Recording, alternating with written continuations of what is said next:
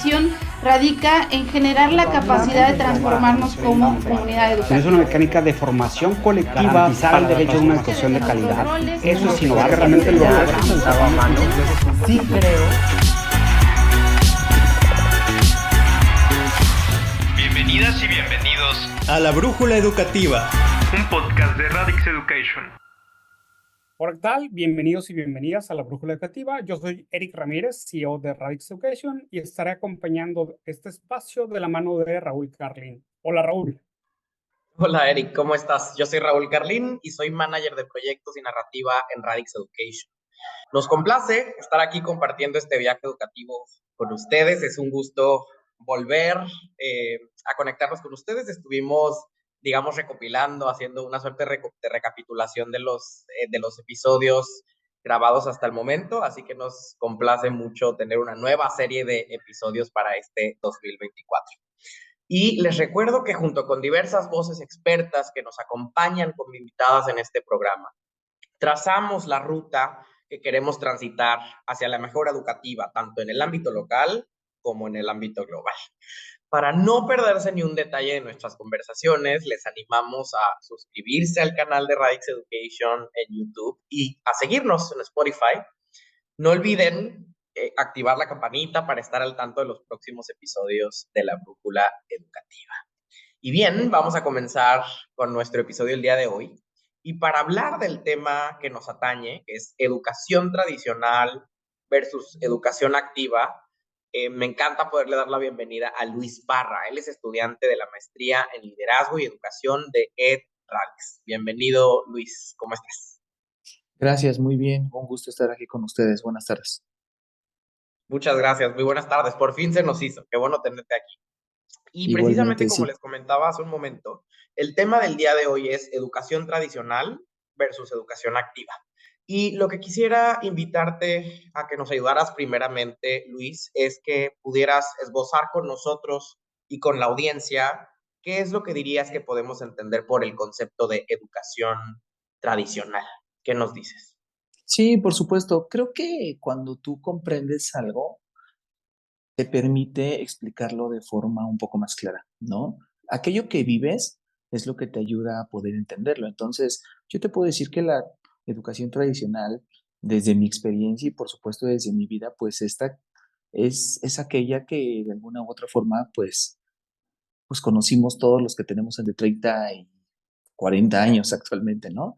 Esta educación destinada a que uno cuando iba en la primaria, pues memorizara, repitiera lo que el maestro decía, apuntara lo que él, pues, dictaba, ¿no? Era como una educación muy dirigida. Por supuesto que esto tiene un antecedente bastante complejo e interesante. Recordemos que en la revolución industrial justamente esta es la necesidad, ¿no? Al momento de que el ser humano se da cuenta que requiere de grandes cantidades de personas para salir adelante con la mano de obra en las diferentes empresas o proyectos tecnológicos, se requiere también a ajustar o crear un nuevo modelo educativo que responda a estas necesidades. Entonces, pues de ahí viene este modelo que vemos en las películas, más en blanco y negro, también actuales, de los niños sentados, viendo el pizarrón, poniendo atención, ¿no? Y recibiendo consecuencias si no hacían esto también. Entonces, pues para mí eso es la educación tradicional. Muchísimas gracias, Luis. Ahorita comentaste que las personas que tienen entre 30 y 40 años seguramente fueron a la primaria y les dictaron. Yo todavía me encanta poder decir que estoy entre los 20 y los 30. Lo que no me encanta poder decir es que yo también fui a la primaria y también me tocó un sistema en el que me dictaban, ¿no? Entonces, al mismo tiempo me preocupa, sí, Luis. No, está bien, es como afirmar tu lógica, ¿no? Es así de sí, pues ve, entonces significa que la brecha de edad no tiene nada que ver, también te tocó, ¿cierto? Sí, y eso creo que me levanta preocupaciones. O sea, me pregunto si en este momento hay estudiantes de entre 6 y 12 años que están en la primaria en este momento y siguen recibiendo lo que tú nos acabas de explicar, que es una educación tradicional, por todo lo que eso implica. Y también quisiera rescatar algo que mencionas. Mencionaste, digamos, un periodo de la historia muy particular. Hiciste referencia a la revolución industrial.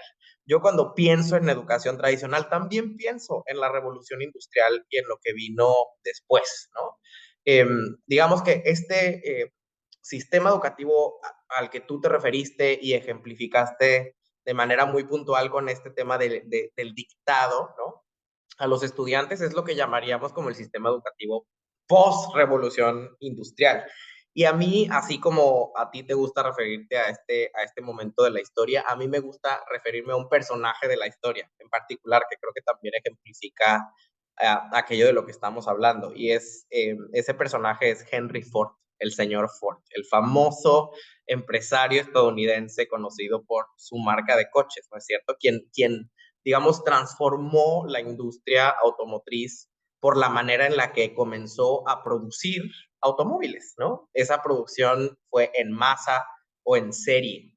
Entonces yo acudo al señor Henry Ford porque me gusta hacer una comparación con el sistema educativo que acabas de describir, como si el siglo pasado también el señor Ford fuera quien hubiera inventado nuestro sistema educativo que tristemente sigue vivo hasta el día de hoy, porque precisamente este sistema, digamos, produce a los estudiantes también en serie, ¿no? Como él producía a los coches, ¿no? Todos cortados por la misma tijera, el estudiante tenía un rol como muy pasivo, está sentado en filas, solo recibiendo lo que el gran experto, el maestro, le transfiere como conocimiento y demás. Entonces es eso, digamos, si tuviéramos que resumir la idea de la educación tradicional, diríamos que es un sistema en donde el estudiante tiene un rol pasivo, ¿no? En el proceso de aprendizaje, eh, frente al cual cada vez, espero, ha tomado un rol mayormente importante lo que hoy conocemos como educación activa. Entonces, en ese sentido, ayúdanos a terminar de entender qué podríamos entender como ahora la educación activa de la que se comienza a hablar y que en Radix también promovemos.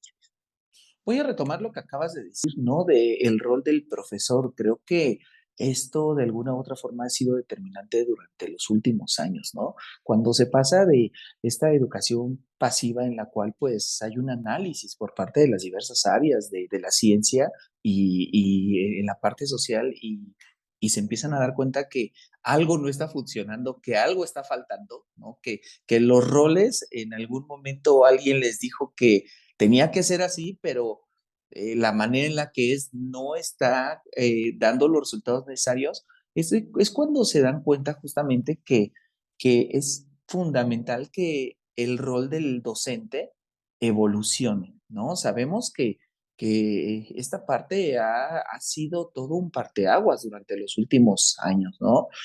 Yo te diría que el enfoque tradicional cambia poco a poco a un enfoque un poco más innovador o activo cuando el docente deja de ser el protagonista, como bien lo comentaste, y se vuelve el que acompaña, ¿no? De repente también se creía que era una guía, pero al final de cuentas creo que si lo seguimos encasillando en guía, no salimos de esta educación tradicional, porque es el que sigue guiando. Entonces, cuando el docente deja de estar enfrente y se pasa a un lado y le da oportunidad al alumno de que se ponga acá para acompañarlo en su hombro, ¿no? O a nivel del mismo o un poquito más arriba, que él se sienta acompañado por el docente, siento que esa es la clave de esta educación activa, ¿no? Cuando estos roles van cambiando y se van modificando en pro de otro tipo de resultados. Muchas gracias, Luis. Entonces, para rescatar, digamos, la médula de la diferencia entre la educación tradicional y la educación activa es cuál es el rol que tiene el estudiante y cuál es el rol que tiene, digamos, el docente en el proceso educativo, ¿no? Entiendo que el estudiante en la educación activa tiene precisamente eso, ¿no? Una posición mucho más profunda, más propositiva en el proceso educativo, en su proceso de aprendizaje, y el docente, nos dice Luis, le acompaña en ese proceso. Eric, ¿cómo sumas? Gracias, Raúl. Interesante, Luis, lo que comentas. Algo preocupante que ahorita, a ver si podemos discutir un poquito de esta parte, Luis. Y dices, todos los que tenemos arriba de 30 años vivimos con un sistema.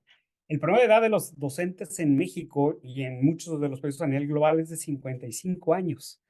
Entonces, de repente cuando pones esta nueva interacción de que los estudiantes actuales están viviendo de otra forma, o sea, el sistema, la economía, la tecnología, todo lo que está pasando a nivel global requiere de otro tipo de habilidades, ¿no? Requiere esta mecánica de aprendizaje experiencial, activo.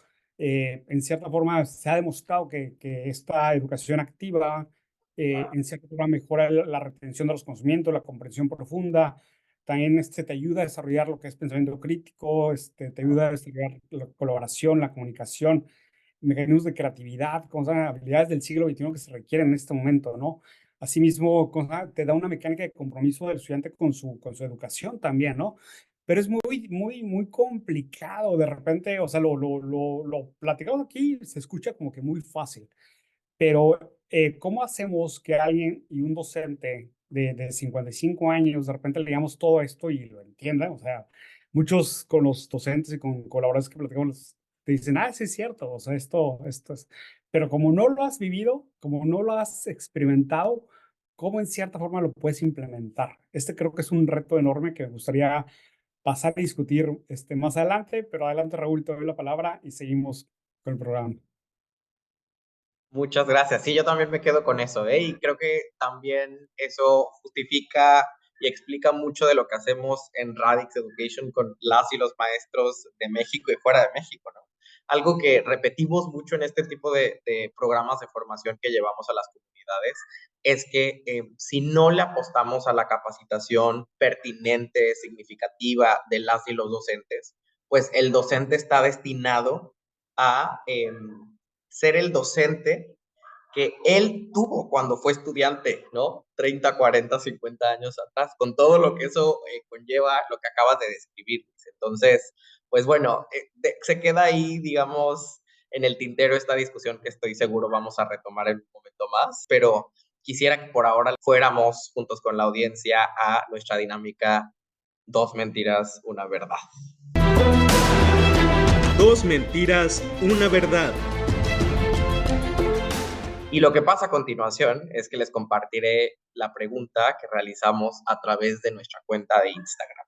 Esta pregunta tiene 3 posibles respuestas, 2 de ellas serán mentira y una será verdad. Y además, pues nuestra audiencia ha contestado 2 mentiras, una verdad. Así que veamos qué tal nos fue el día de hoy. Y la pregunta del día de hoy ¿es una de las principales características de la educación activa como enfoque pedagógico? Y van las opciones. Opción 1.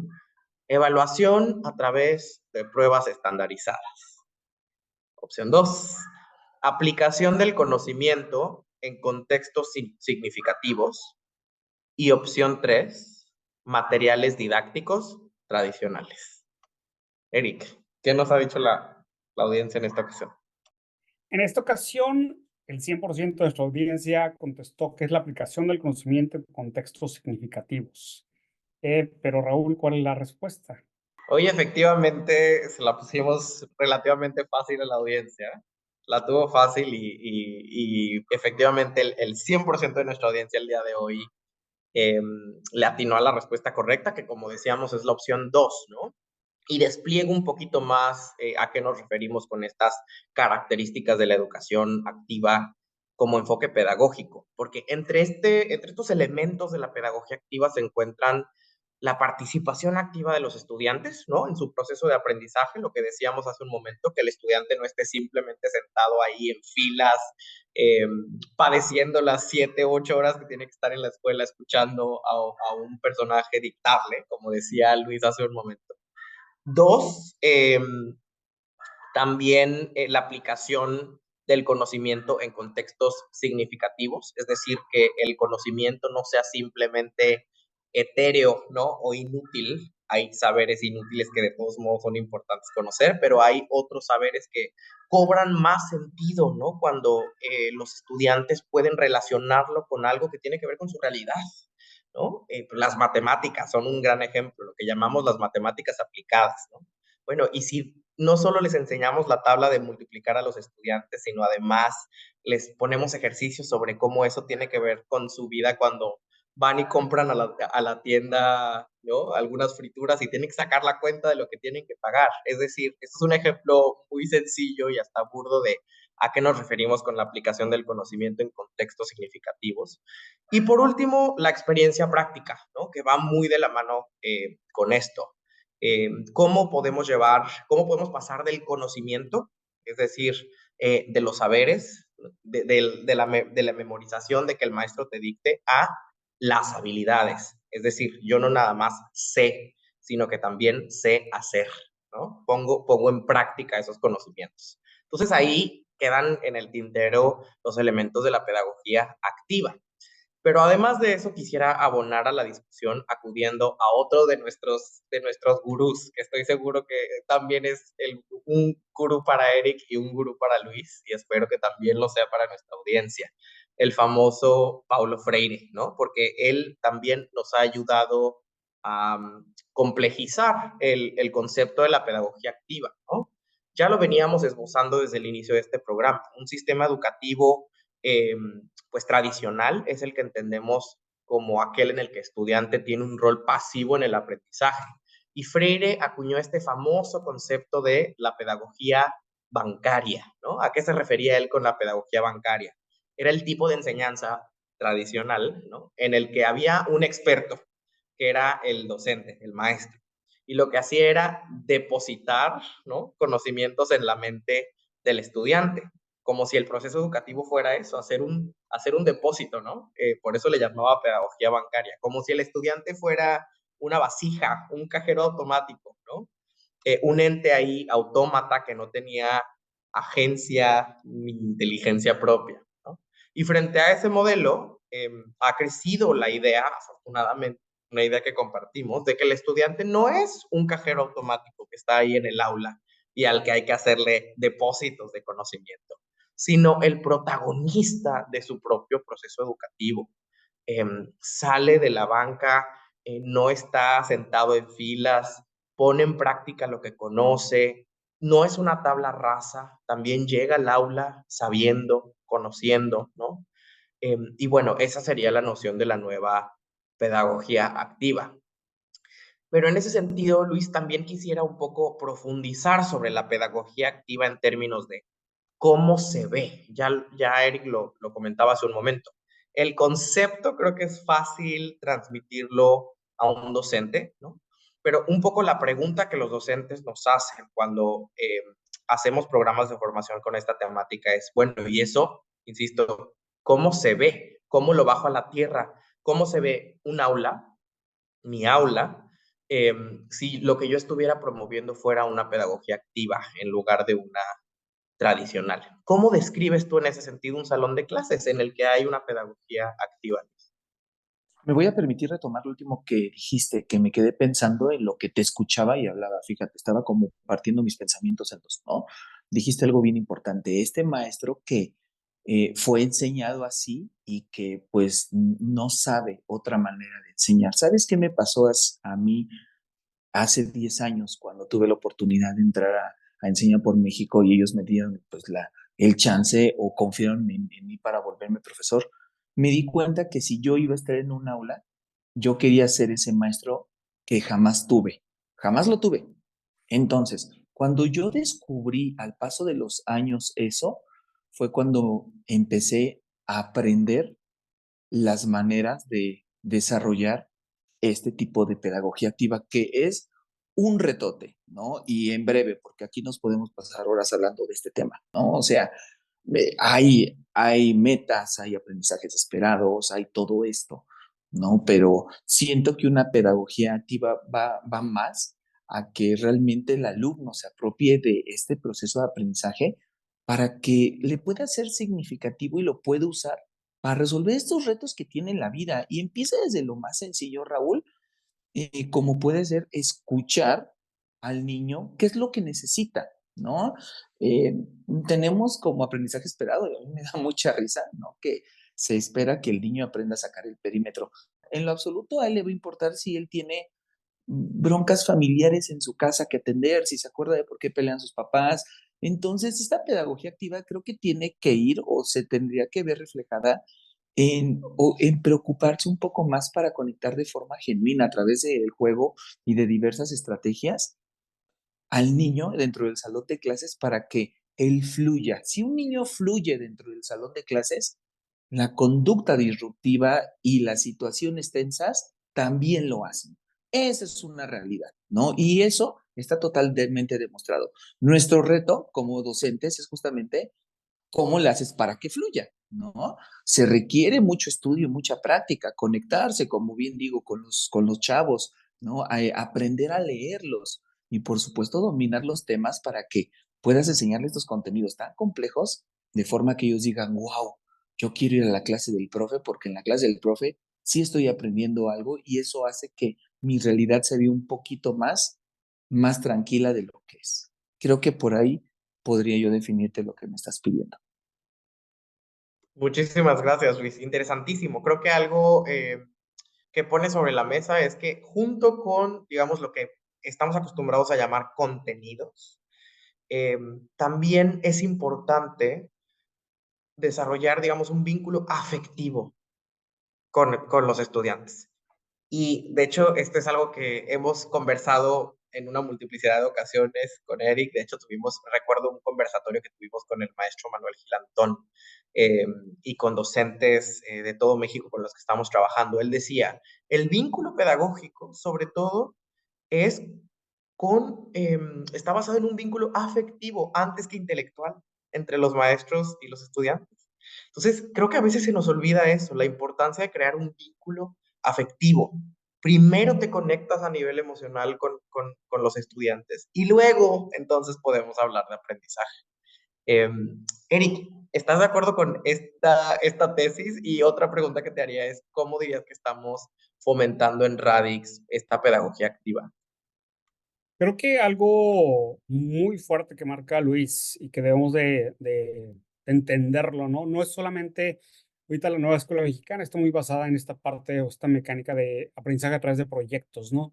Pero no es solamente que todos hagan el mismo proyecto, o no es solamente que el docente planee un proyecto y que todo el mundo lo lleve a cabo. Si hacemos lo que Luis está compartiendo aquí, es hacer una mecánica de aprendizaje profundo, entendiendo las situaciones reales que vive el estudiante para hacer un proyecto que realmente tenga que ver con su comunidad, que tenga que ver con su medio ambiente y que en cierta forma lo que está aprendiendo lo lleve a cabo dentro de su casa, dentro de su colonia, dentro de su comunidad, ¿no? Entonces eso tiene que ser muy, muy importante que lo marque aquí Luis. Dentro de Kinichi School y dentro de diferentes iniciativas, o sea, para mí es muy importante la parte de aprendizaje basado en proyectos y creo que hemos visto cómo el estudiante se engancha por completo en aprender cuando realmente le da sentido al conocimiento, ¿no? Entonces, a mí me encanta la metodología de aprendizaje basado en proyectos, es siempre y cuando esté con situaciones reales que el estudiante pueda aprender, ¿no?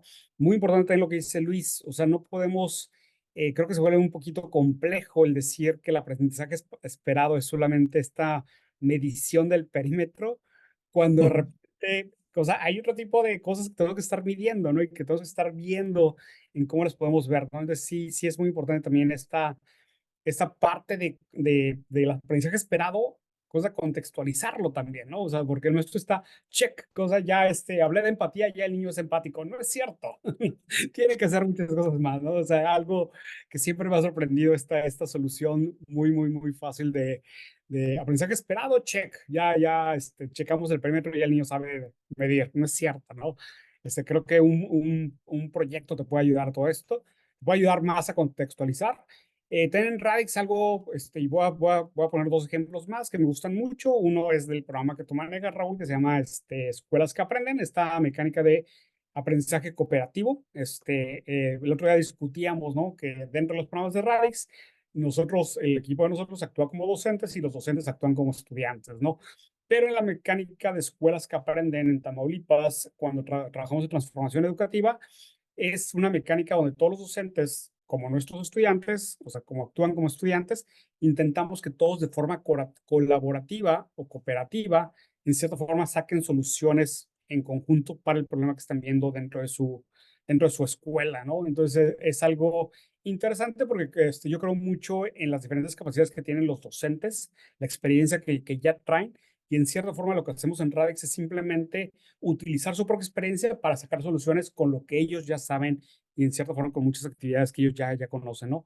Y tercero, también algo que también me encanta mucho y es una mecánica también de formación y aprendizaje activo, esta mecánica que hacemos mucho dentro del equipo interno que es una discusión guiada, ¿no? El poder discutir diferentes temas y no solamente el irnos de que el objetivo del día de hoy y lo que queremos hacer es esto, sino hicimos esto, reflexionar qué pasó, qué funcionó, qué no funcionó, por puntos de vista diferentes de todo el equipo. Eso te da una mecánica también de aprendizaje constante dentro del equipo de trabajo. Es una mecánica también de aprendizaje guiado y aprendizaje activo, este tipo de discusión, ¿no? Entonces son dos cosas que ahí, o otras cosas que ahí quiero resaltar en cuestión de cómo las aplica Radix Education. Pero adelante, Raúl. Muchísimas gracias, Eric. Y ahí queda pues para la audiencia, porque, insisto, suele ser una pregunta recurrente. Ok, educación activa, pero ¿cómo se ve? Aquí Eric nos acaba de dar 3 propuestas concretísimas de cómo se ve y a las que les podemos apostar para que el estudiante, como bien nos decía Luis, pase de un rol pasivo a un rol en el que es proactivo en su proceso de aprendizaje, en el que alza la mano, se hace preguntas detonadoras, piensa, o sea, digamos, fomenta su propio aprendizaje a partir de una necesidad, ¿no? De una necesidad de su contexto, diseña una solución para ese problema, que no es nada más un problema individual, sino seguramente un problema compartido por su comunidad. Hay problemas grandotes. Si hay algo de lo que está ávido este mundo, es de soluciones, ¿no? Ante 1000 problemas que ya cada vez lucen más existenciales. Entonces ahí tenemos 3 ejemplos, insisto, concretos de cómo docentes, maestros, maestras, mañana pueden fomentar el aprendizaje y la pedagogía activa en sus aulas. Pero por ahora dejamos la reflexión hasta acá y nos vamos a la recomendación del día. Nos vemos al regreso.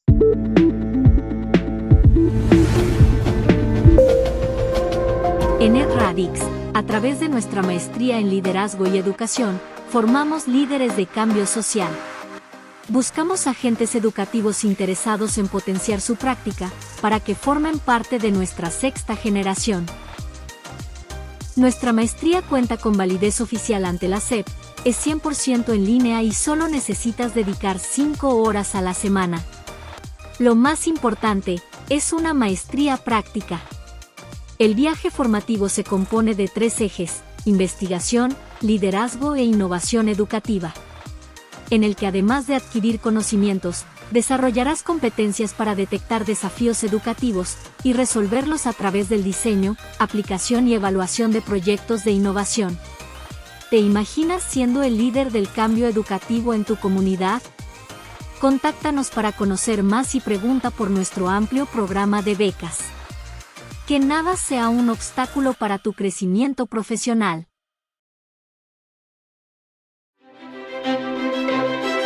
Pido la palabra. Y bien, estamos de regreso en esta sección que se llama Pido la palabra.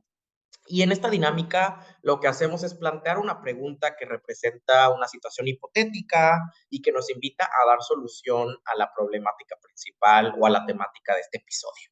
Y la pregunta para el Pido la palabra del día de hoy es la siguiente. Supongamos que eres un educador con la tarea de diseñar un nuevo programa educativo para una comunidad que es diversa.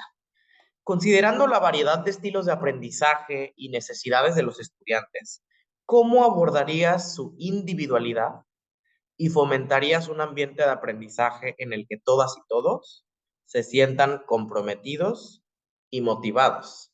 Y la audiencia pidió la palabra para esta sección, Eric. ¿Qué nos dicen? Les comparto, Evelyn 1604 propone dar ideas grupales y cambiar diferentes situaciones para generar la participación y la atención de los estudiantes. Patti Urestegui propone fomentar la individualidad como un recurso para enriquecer la comunidad educativa, una idea que comparte también Luis, esta parte de entender cosas del estudiante en su individualidad. Andrea Brego nos comparte que con círculos de diálogo, que es una idea que ahí mencioné, Andrea también la menciona, esta mecánica de diálogos con mecánica de juegos cooperativos que favorezcan el reconocimiento y la dinámica de los equipos. Como siempre, los invitamos a participar en las dinámicas a través de nuestra cuenta de Instagram, @RadixEducation. Por supuesto, siempre queremos escucharles. Adelante, Raúl. Gracias, Eric, y gracias a nuestra audiencia. Algo que yo sumaría a lo que nos cuenta Evelyn, Patti, Andrea, es también que a la hora de diseñar, digamos, las experiencias de aprendizaje que voy a facilitar a mis estudiantes, siempre tengo e invito a tener a los docentes en la mente es este concepto que conocemos como diferenciación, ¿no? Que un poco se opone a lo que nos contaba hace rato Luis, ¿no? Este proceso en el que yo llego y simplemente les dicto a todos y todas mis estudiantes. No, yo diferencio el proceso de aprendizaje y también diferencio el producto de aprendizaje, ¿no? ¿Cuál es el producto de aprendizaje? Digamos, es la actividad integradora a través de la cual nuestros estudiantes nos acreditan que aprendieron, ¿no? Lo que deberían de aprender. Entonces, por ejemplo, si yo estoy dando la clase de español en donde el tema que vimos es la entrevista, pues yo les puedo pedir como producto de aprendizaje a los estudiantes que hagan una entrevista, ¿no? Pero igual y no le doy una sola opción a todos los estudiantes para que me presenten la entrevista, cuando hay 1000 opciones para que me la presenten. Quizá quien se sienta más cómodo presentando su entrevista escrita, pues le voy a permitir que así lo haga. Y si hay alguien que quiere hacer una entrevista y me la quiere presentar en un audio, pues se lo permito. Y quien se anime a presentármela en audio video, pues se lo permito. Y quien quiera hacer como que hizo un programa de televisión en donde hizo la entrevista, pues se lo permito, ¿no? Y en todas las opciones, en las 4 opciones que acabo de dar, el producto de aprendizaje está ahí. O sea, los estudiantes tienen la posibilidad de acreditar que aprendieron qué es una entrevista, cuáles son sus elementos, cómo están conformadas, qué actores están incluidos en ella. Y lo que cambia es la manera, ¿no?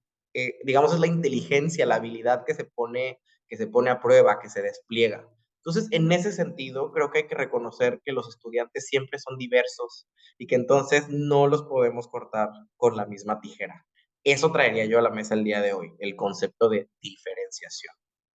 Tú, Luis, ¿qué pones sobre la mesa en este sentido?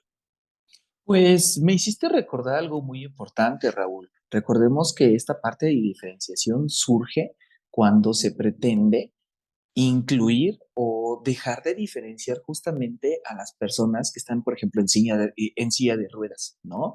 Recuerdo muy bien esta parte social. Había un problema muy fuerte por la falta, curiosamente, como de rampas, ¿no? En las ciudades más sobrepobladas. Entonces, pues la persona que por X o Y situación tenía que estar en silla de ruedas, pues no podía ir al cine, ¿no? Pues tenía que quedarse en su casa porque en el cine no había rampas y nada más había escaleras y pobre, ¿cuándo iba a subir? Entonces, cuando los gobiernos y la gente, la sociedad empiezan a incorporar estas rampas, justamente ahí ya es donde se empieza a hablar de diferenciación pura, ¿no? Es cuando se le da la oportunidad a esta persona de poder acceder a lo que todos tienen derecho, ¿no? Eso lo vi en un museo hace mucho tiempo y se me quedó grabadísimo. ¿Cómo lo podría aterrizar? Voy a retomar un poquito la inspiración que me diste, ¿no? Estamos enseñándole o estamos trabajando las expresiones del arte, ¿no? En clase, supongamos. Entonces, pues hay varias, sabemos, la parte de la pintura, el teatro, el poema, la literatura, la danza. Supongamos que un niño elige el poema, ahí ya estamos dándole a elegir al niño, a ver, ¿cuál quieres representar? No, que el poema. Ok, ya tienes el poema, ¿cómo lo quieres representar? Como bien comentaste, puede surgir el niño que te lo diga recitado, ¿no? El que diga, ¿sabes qué? Yo te lo quiero decir, te lo quiero entonar con todo y sus versos, sus rimas, y puede ser el que te diga, yo te lo escribo porque mi ortografía es excelente y para mí la parte escrita se me facilita, y puede ser el que te diga, yo te lo voy a actuar y no te voy a decir nada, y te vas a dar cuenta que con lo que yo haga, te voy a demostrar que te estoy diciendo un poema. Y dices, wow. Entonces, ahí también estamos hablando como de esta parte de la diferenciación y de esta estrategia para poder, pues, abarcar lo que estamos comentando en este momento, ¿no? Muchísimas gracias, Luis. Excelente cierre. Me encantó pues, tu participación. Sobre todo esta parte de diferenciación y de entender que el aprendizaje es muy, muy personal. O sea, el aprendizaje y las diferentes habilidades se desarrollan en diferentes momentos y no con simplemente este checklist que de repente tenemos, ¿no? Creo que Luis estás humanizando la educación muy fuerte con tu punto de vista. Me encantó el tenerte aquí. Y pues bueno, se acabó el programa. Yo soy Eric Ramírez. Muchas gracias por escucharnos el día de hoy el programa de Radix Education y seguimos. Gracias, Eric. Yo la verdad también me quedo muy inspirado por lo que dices, Luis. Creo que retomo lo último que comentaste para hacer una última invitación a la audiencia, específicamente a las personas que nos escuchan que facilitan experiencias de aprendizaje. Yo creo que subrayaría la idea de que si eres maestro, tu trabajo es seguir construyendo rampas al interior de tu salón de clases. Muchas gracias también. Yo soy Raúl Carlín y este ha sido un episodio más de La Brújula Educativa, un espacio de ustedes para ustedes. Gracias, Luis. Vuelve pronto. Muchas gracias a ustedes y encantado de estar aquí. Gracias.